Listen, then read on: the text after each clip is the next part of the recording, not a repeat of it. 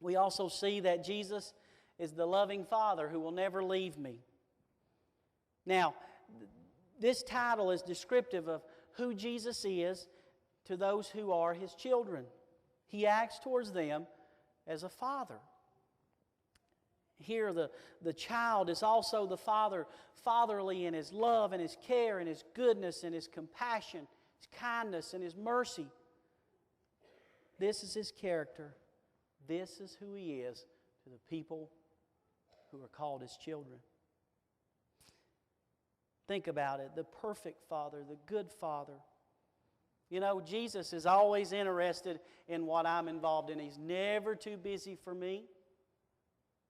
He wants to be there. He wants to spend time with me. That's the Father that He is. This is the loving Father. I have an earthly father who is wonderful. Great man. I could never ask for a better father. He was always a comforter. He always had time for me. He always wanted to be with me. He always supported me. Even disciplined me. But I always took great comfort in being around him. All of us did. Our whole family did. And I remember one time in particular, I had a terrible motorcycle accident. And I hit a car head on a motorcycle and messed up my leg.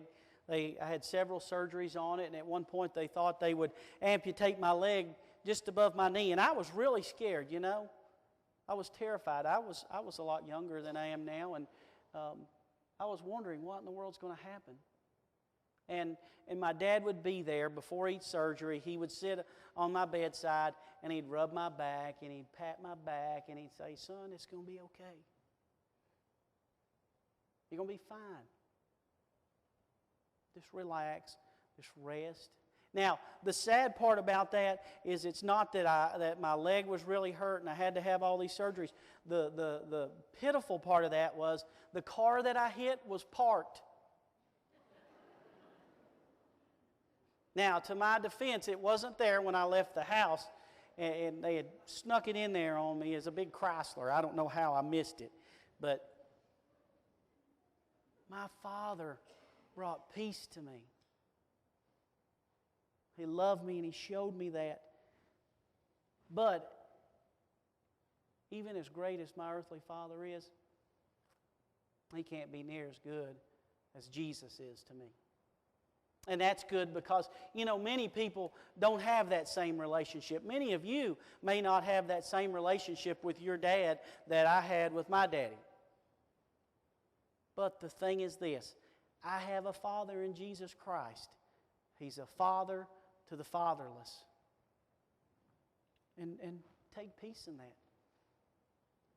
A Father who never leaves. Well, Jesus is the provider of everlasting peace.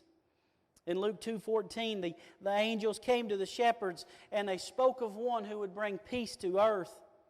And in Isaiah we are told that the supreme giver of peace is the Prince of Peace. Sar Shalom.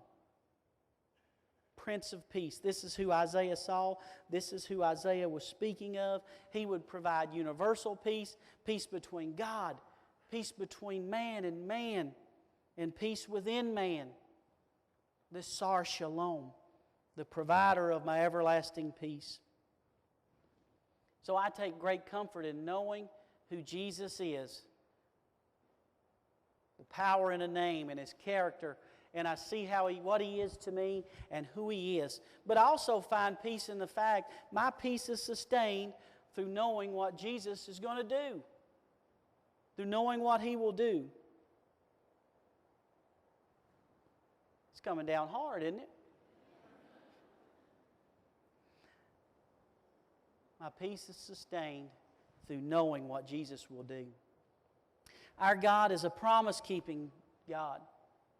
He promises it, He will fulfill it. What God says He will do, He will do. It's going to happen. I know that. I can trust God. He never changes.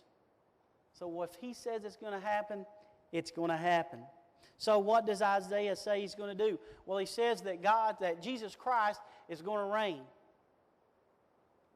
Jesus is going to reign. And not only is He going to reign, but we also see here in verse 6 that He's going to reign completely. His rule will be universal. It'll be unending. It'll be unparalleled. The government will be on His shoulders. It doesn't mention anyone else. The government will be on His shoulders. He will be in complete charge. And the neat thing is, nobody's going to vote Him in, and nobody's going to vote Him out. He will be completely in charge. The Prince of Peace is a sovereign Lord. Not only will He reign totally or completely, but He'll reign eternally. In verse 7 we see that. There will be no end in time or space of His rule. The increase of His government and His peace, there will be no end. And we see that hope's going to burst forth out of hopelessness and will continue to grow, and peace will burst forth out of peacelessness and will continue to grow, and justice out of injustice will continue to grow. He's going to reign eternally, and He's going to reign powerfully. You see, God is jealous. We've heard that many times, and God is a jealous God.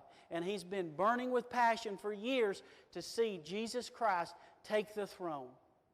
And the Bible tells us that every knee will bow, every tongue confesses that Jesus Christ is Lord. Everything's going to be laid before the feet of Jesus Christ. He's going to rule powerfully. And He's going to rule completely, eternally, powerfully, and it's guaranteed in God's Word, and that settles it. He will reign. Satan may roar, but Jesus will reign.